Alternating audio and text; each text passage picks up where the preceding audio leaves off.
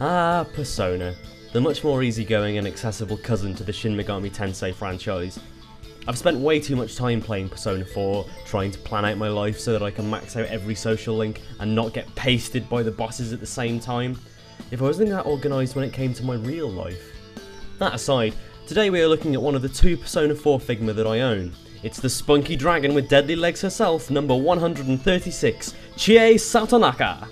One of the first things that you might notice when you get her out of the box is that she has two hairpieces that, to the untrained eye, look exactly the bloody same. I know, you're sitting there rubbing your temples wondering why. Don't worry, the answer's in the box as well!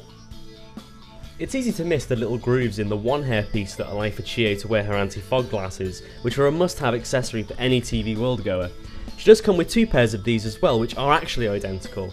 This is a lot more understandable though, as these things are bloody tiny and extremely fragile. She also comes with the goofy shades that Teddy gives out as a hilarious prank. Take me now, Chie. This little high school kung fu master comes with three faces for your enjoyment. We've got chillaxed, you know, she's just sitting down and watching her favourite Bruce Lee movie, sipping a glass of water! Then Yosuke comes blundering in and steps on the case, leading to this face as she proceeds to lodge her foot deep into his rectum.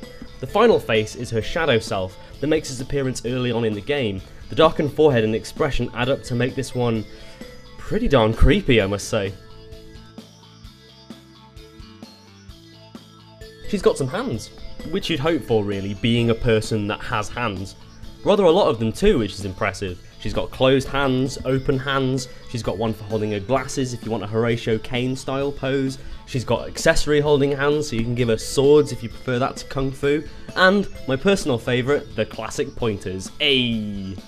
And now we move on to the deadly legs themselves. These are a little bit thinner than what I normally come to expect from Figma, making them a little bit easier to pose. This is important as any sort of action pose is probably going to use her legs more than anything else, as they're her weapon of choice.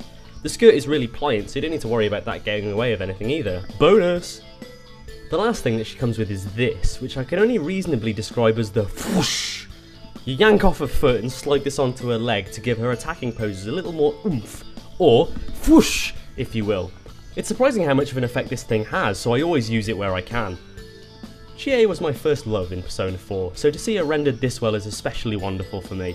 There is a high level of quality to be expected from all Figma, and Chie does not fail to deliver.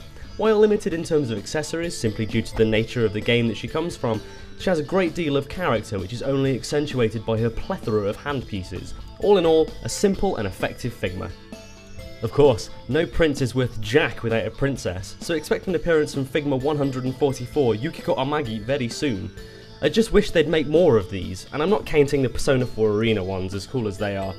Even if they just made a Naruto one, my life would be more complete. Never mind.